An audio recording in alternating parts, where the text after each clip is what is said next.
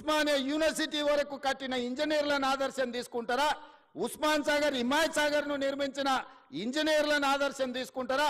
నాగార్జున సాగర్, శ్రీశైలం, శ్రీరామ్ సాగర్ కట్టిన ఇంజనీర్లను ఆదర్శంగా తీసుకుంటారా? నిజాం సాగర్ను కట్టిన ఇంజనీర్లను ఆదర్శంగా తీసుకుంటారా? నిజాం షుగర్ నిర్మించిన ఇంజనీర్లను ఆదర్శంగా తీసుకుంటారా?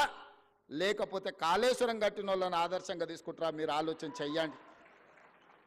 ఈ ప్రభుత్వం వచ్చినాక గత 10 ఏళ్లలో నిర్మించినాయి ఏవైనా సరే ఎక్కడికైనా వెళ్దాం.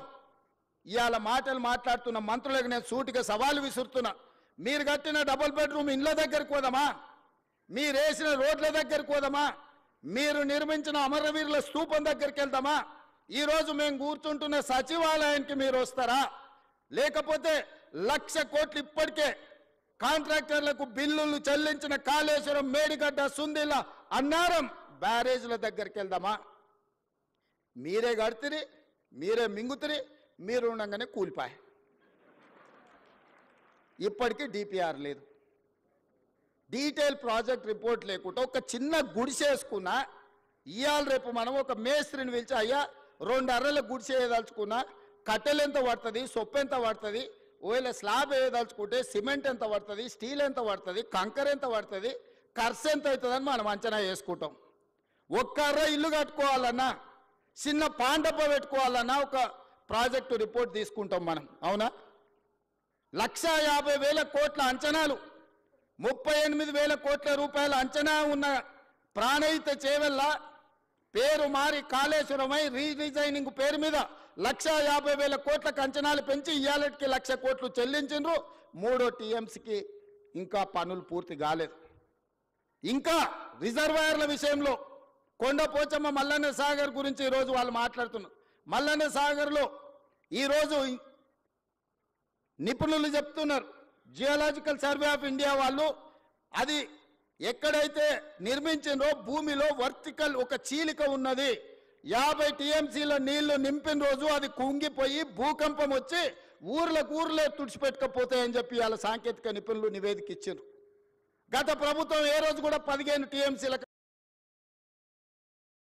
మీ ఉద్యోగాలను ఇవ్వడం వాళ్ళ బాధ్యత అని వాళ్ళు భావించకపోవడం వల్ల కొన్ని 8 సంవత్సరాలు 7 సంవత్సరాలు అయితే కొన్ని 2 సంవత్సరాల పైగా మీరు మీ కుటుంబ సభ్యులు నిరీక్షించి ప్రభుత్వాల మీదనే విశ్వాసం కోల్పోయే పరిస్థితులు వచ్చినాయి.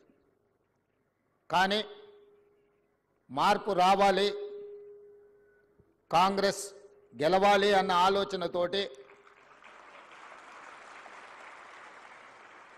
ఆనాడు ఏ చేతులతోనైతే విద్యార్థి నిరుద్యోగ జంగ్ సైరన్ కార్యక్రమాన్ని మోగించినమో ఆ కార్యక్రమంలో మీరందరూ అండగా నిలబడి ఆ రోజు నేను తీసుకున్న కార్యక్రమంలో వేలాది మంది పాల్గొన్నప్పుడు నేను ఆ విద్యార్థులకు ఒక మాట చెప్పిన, మీకు ఉద్యోగాలు రావాలి అనంటే ముఖ్యమంత్రి కుర్చీలో, మంత్రుల కుర్చీలో ఉన్న వాళ్ళ ఉద్యోగాలు ఊడాలి, అప్పుడే మీకు ఉద్యోగాలు వస్తాయని ఆనాడు చెప్పడం జరిగింది.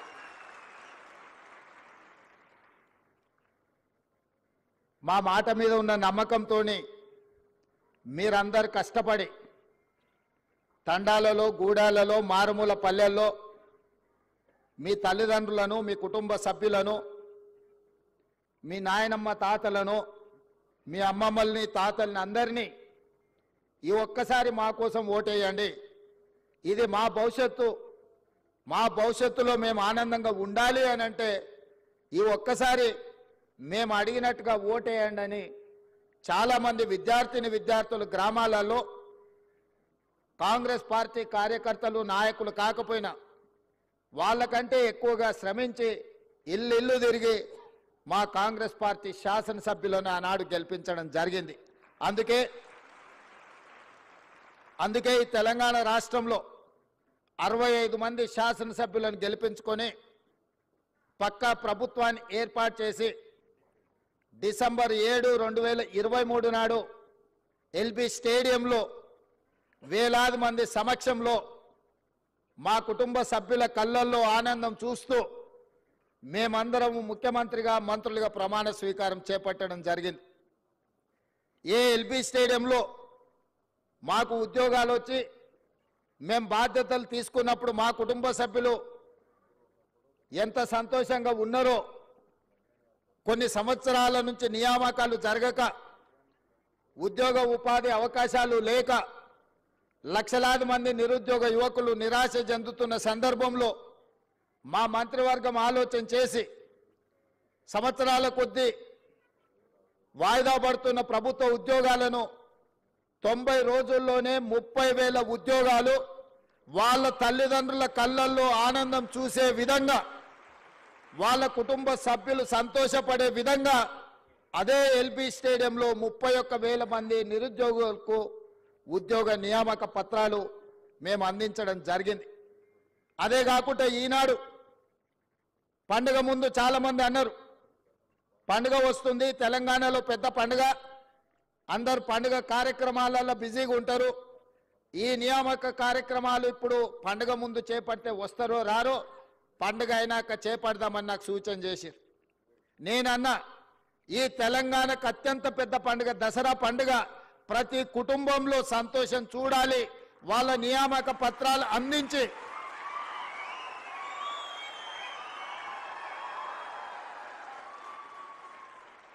1635 మందికి ఉద్యోగ నియామక పత్రాలు అందించడం ద్వారా ప్రతి వాళ్ళ కుటుంబాలలో ఏ విధంగా అయితే మనకు బాధ్యత వచ్చినప్పుడు, పదవులు వచ్చినప్పుడు మన కుటుంబ సభ్యులు సంతోషపడ్డారో, ఇవాళ వాళ్ళకు కూడా ఉద్యోగ నియామక పత్రాలు ఇస్తే వాళ్ళ తల్లిదండ్రులు కూడా అంతే సంతోషంగా దసరా పండుగ చేసుకుంటారు, వాళ్ళ కళ్ళల్లో ఆనందం చూడాలి. ఉద్యోగాలు వచ్చిన వాళ్ళే కాదు, వాళ్ళ తల్లిదండ్రులను కూడా ఈ కార్యక్రమానికి ఆహ్వానించండి, శిల్ప కళావేదికలో ఏర్పాటు చేయండి అని చెప్పి మా అధికారులకు ఆదేశించడం జరిగింది. ఈరోజు ఇంత అద్భుతమైన ఇంత మంచి కార్యక్రమం, నేను చాలా సభలు సమావేశాలు మీకు తెలుసు వెళ్తుంటాను, ఆ సభలలో సమావేశాలలో సంతోషంతో కొట్టే చప్పట్లు లేకపోతే కూలీకి వచ్చిన వాళ్ళు కొట్టే చప్పట్లకు తేడా నేను గుర్తిస్తా. ఇవాళ మీరు కొడుతున్న చప్పట్ల వెనుక మీ సంతోషం, మీ కుటుంబ సభ్యుల యొక్క ఆనందం కొట్టొచ్చిన కనిపిస్తుంది. ఎందుకంటే ఏళ్ల కొద్దీ నిరీక్షించే మీ కళ ఈరోజు సాకారం కాబోతుంది. ఈ కళ సాకారం కాబోతున్న వేళ మీ ఆనందాన్ని చప్పట్ల ద్వారా వ్యక్తపరుస్తున్న సంగతి ఈ వేదిక మీద ఉన్న నాకు స్పష్టంగా అనిపిస్తుంది. మిత్రులారా, మీ అందరికీ నా సూచన ఒక్కటే, ఈ తెలంగాణ రాష్ట్రం ఆషామాషిగా రాలే. ఈ తెలంగాణ రాష్ట్రం మీలాంటి వేలాది లక్షలాది మంది విద్యార్థిని నిరుద్యోగ యువకులు ఉద్యమాలు చేసి వందలాది మంది పిల్లలు ఆత్మ బలిదానాలు చేసుకుంటే రాష్ట్రాన్ని తెచ్చుకున్నాం. ఆ రాష్ట్ర సాధనలో ఇంధనంగా పనిచేసిందే నిరుద్యోగ సమస్య.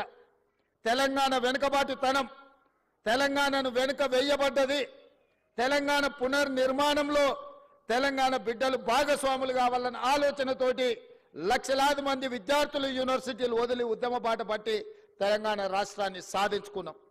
ఆ సాధించుకున్న తెలంగాణ రాష్ట్రంలో ఈరోజు తెలంగాణ భవిష్యత్తును తీర్చిదిద్దడానికి మీరందరూ ఈరోజు ప్రతిన చేయబోతున్నారు. ఈ తెలంగాణ నిర్మాణంలో మీరు భాగస్వాములు కాబోతున్నారు.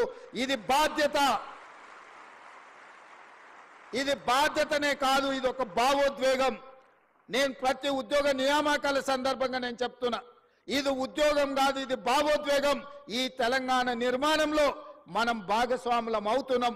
ఏ విధంగా అయితే ముఖ్యమంత్రి నాకు ఒక భావోద్వేగమో, ఏ విధంగా అయితే లక్షలాది మందికి రాని అవకాశం ఈ రోజు నాకు ముఖ్యమంత్రి వచ్చిందో, ఈ రోజు ఇంజనీర్లు మీకు కూడా లక్షలాది మంది విద్యార్థులు పోటీ పడితే మీరు ఎన్నికైనరు. మీ బాధ్యతను మీరు మరవద్దు. ఈ ఉద్యోగాన్ని ఉద్యోగంలాగా కాకుండా భావోద్వేగంగా భావించండి. ఈ తెలంగాణ నిర్మాణంలో మీరు భాగస్వాములు కాబోతున్నారు. తెలంగాణ భవిష్యత్తు నిర్మాణంలో ఈ ఇంజనీర్లదే కీలకమైన బాధ్యత. పెద్దలు కోమటిరెడ్డి వెంకటరెడ్డి గారు చెప్పినట్టు మీరు బాధ్యతాయుతంగా వ్యవహరించండి. ఎవరిని ఆదర్శంగా తీసుకోవాలో మీ కళ్ళ ముందలో ఉన్నాయి. బాక్రానంగల్ డ్యామ్ నుంచి నాగార్జున సాగర్, శ్రీశైలం, శ్రీరామ్ సాగర్ వరకు పండిత్ జవహర్లాల్ నెహ్రూ గారి సమయంలో మొదటి ప్రధానమంత్రి కట్టిన ప్రాజెక్టులు ఎన్ని వర్షాలు వరదలు తుఫాన్లు ఉప్పెనలు వచ్చినా నిటారుగా నిలబడి ఆ నాణ్యత అక్కడ కళ్ళ ముందు కనిపిస్తుంది. ఆ రోజు సాంకేతిక నైపుణ్యం లేదు, ఈ యంత్ర సామాగ్రి లేదు. మనుషులనే పెట్టి సంవత్సరాల కొద్దీ అక్కడ క్యాంపులేసి అక్కడ కూర్చొని నిర్మాణం చేసి ఇవాళ ఈ తెలంగాణను నిర్మించడం జరిగింది. ఇదే కాదు, మోక్షగుండం విశ్వేశ్వరయ్య 1908లో హైదరాబాదు నగరాన్ని వరదలు వచ్చి ఉప్పెనై కమ్మేసి వేలాది మందిని పొట్టన పెట్టుకున్నప్పుడు ఆ వరదల్ని నియంత్రించడానికి ప్రపంచంలో ఉండే ఇంజనీర్లు అందరినీ కూడా వారు సంప్రదించడం జరిగింది. అందులో మోక్షగుండం విశ్వేశ్వరయ్యను వారు నియమిస్తే వారు ఈరోజు నిర్మించిన man made wonders Osman Sagar, Himayat Sagar, మనం ముద్దుగా పిలుచుకునే గండిపేట నుంచి మొదలు పెడితే పురాణపూర్ బ్రిడ్జ్ల వరకు ఈరోజు హైదరాబాదు నగరంలో ఆనాడు ఈ వరదల్ని అనంతగిరి కొండల్లో నుంచి వచ్చే వరదల్ని నియంత్రించడం ద్వారా నిలువరించడం ద్వారా గండిపేట ఉస్మాన్ సాగర్లను నిర్మించి ఖాళీ నీళ్ల కోసమే కాదు వాటిని తాగునీటి వనరులుగా మార్చి లక్షలాది మంది హైదరాబాద్ ప్రజలకు దాహార్తిని తీర్చడానికి మోక్షగుండం విశ్వేశ్వరయ్య నిర్మించిండు. వారు ఇంజనీర్ కాబట్టే, క్వాలిటీ కలిగిన ఇంజనీర్ కాబట్టే అలాంటి గొప్ప మ్యాన్ మేడ్ వండర్స్ను అద్భుతాలను నిర్మించి మనకిచ్చాడు. 115 సంవత్సరాలైనా మొన్న ఎండాకాలంలో గోదావరి కృష్ణలో కరువు వచ్చి ఎండిపోయి తాగునీటి సమస్య ఏర్పడ్డప్పుడు హైదరాబాదు నగర దాహార్తిని తీర్చింది ఉస్మాన్ సాగర్. అదేవిధంగా ఈ గండిపేట్ ఈ ప్రాజెక్టులు ఆ రోజు మాకెందుకు లేని లేదా ఏ 10 ఏళ్ళుంటే చాలను కట్టినుంటే ఇవాళ మనకు ఈ పరిస్థితిలో మన ఆదుకుంటుండేనా? ఇవాళ మీరు ఆలోచన చేయండి. అద్భుతమైన నిర్మాణాలు ఆనాడు కట్టిన ఇంజనీర్లు, ఉస్మానియా యూనివర్సిటీ కావచ్చు, లేకపోతే హైకోర్టు కావచ్చు, ఉస్మానియా హాస్పిటల్ కావచ్చు, ఈరోజు నడుస్తున్న అసెంబ్లీ కావచ్చు, ఇట్లా చెప్పుకుంటూ వెళ్తే హైదరాబాదులో అద్భుతమైన నిర్మాణాలు ఏవైతున్నాయో ఈ హైదరాబాద్కి ఒక చారిత్రాత్మకమైన కట్టడాలను అందించి 100 సంవత్సరాలు ఈ కాలాన్ని తట్టుకొని నిలబడ్డ చార్మినార్ లాంటివి ఇంజనీర్లు కట్టబట్టి నాణ్యత ఉండబట్టే ఇవాళ అవన్నీ ఉన్నాయి.